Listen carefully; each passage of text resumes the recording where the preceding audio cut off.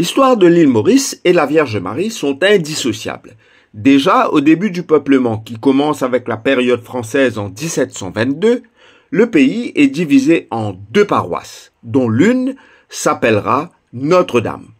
Faut-il rappeler qu'à l'époque, la religion du roi est la religion du peuple. L'arrivée du Père Laval révigore une église moribonde qui ne compte que 5 lieux de culte, dont 2 seuls sont en état. Durant les 23 années de son apostolat, ses auxiliaires et lui vont grandement contribuer à ériger une 50aine de sanctuaires, dont le premier sera une chapelle rudimentaire dédiée à Marie, qui va devenir une église en pierre de taille. Son nom, Saint-Cœur de Marie. Elle est située à Petite-Rivière. Ce nom n'a pas été donné par hasard, lorsque l'on sait que Jacques-Désiré Laval était le premier missionnaire de la Société Saint-Cœur de Marie créée en 1841 par François Libermann, laquelle société va fusionner avec celle du Saint-Esprit pour donner la Congrégation du Saint-Esprit en 1848. Aujourd'hui, le diocèse de Port-Louis compte environ 120 églises et chapelles, dont 38 sont dédiées à notre Mère du Ciel. Cependant, toutes les églises et chapelles ont une représentation de la Vierge Marie, alors que la Mère de Jésus est aussi immanquablement présente dans les 14 stations, ou du moins certaines d'entre elles. La première congrégation féminine mauricienne est dédiée à qui? Elle est dédiée à Marie. Créée en 1850 par Caroline Lanfernat-de-Larelle, Mère Marie-Augustine, elle sera la première ONG du pays, si nous pouvons ainsi la qualifier de manière séculaire. Tenant sa force du oui de Marie, cette congrégation, qui s'appellera la Congrégation de Charité de Notre-Dame de Bon et Perpétuel Secours, va donner au pays sa première léproserie. Elle ouvrira aussi plusieurs écoles, orphelinats et autres hôpitaux. Sa contribution à l'histoire du pays est incontournable. Toujours présente, elle innove avec sa clinique spécialisée en soins palliatifs pour les malades atteints du cancer. Dans le domaine de l'éducation, le nom de Marie est associé à l'Institut de la Bienheureuse Vierge Marie, plus connu sous les Sœurs de Lorette. 8 religieuses de l'Institut débarquent à Port-Louis le 8 septembre 1845.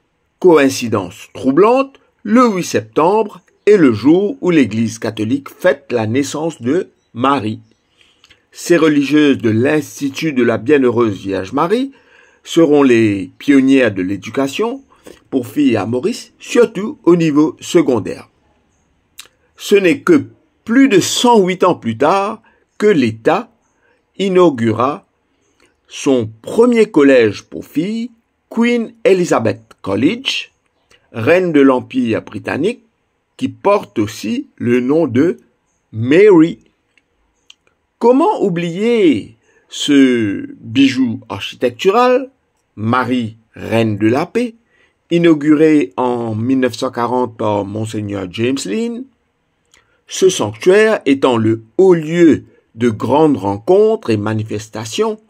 Faut-il rappeler que 2 papes, 2 chefs d'État, puisqu'ils sont à la tête de l'État du Vatican, y ont convié les Mauriciens de tous bords en y célébrant des messes lors de leur visite.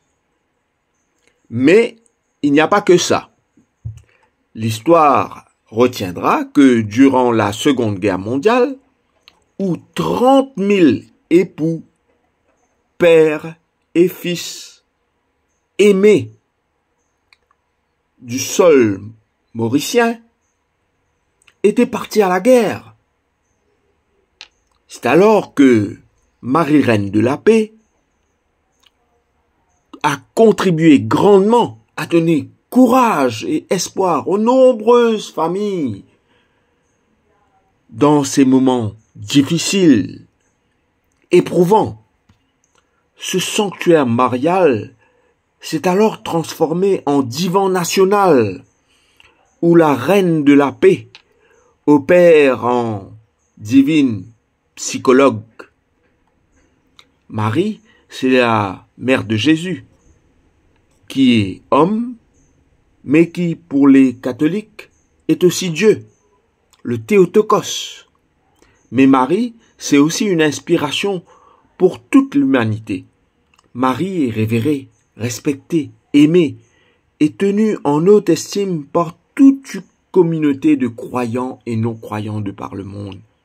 Marie n'a pas besoin que nous la protégions, que nous la défendions.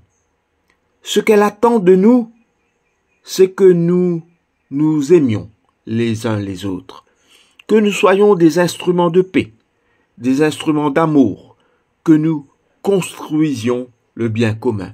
Et justement, les élections sont une occasion que nous avons tous les 5 ans pour choisir les représentants les plus appropriés, les représentants dignes de ce nom, pour assurer ce bien commun.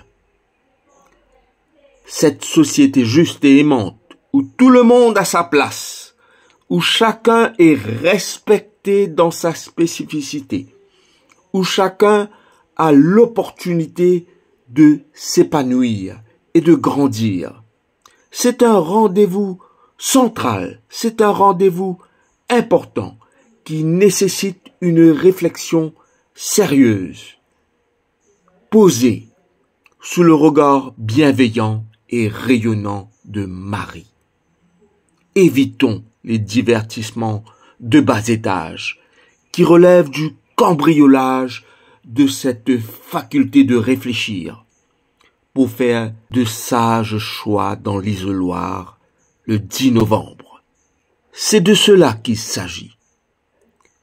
Et pour nous le rappeler, Notre-Dame du Bon Secours Oscier, Marie-Reine Oscier, qui compte parmi les 10 centres de vote portant le nom de Marie, nous invite à l'image de Marie à dire un grand oui à notre devoir de citoyen.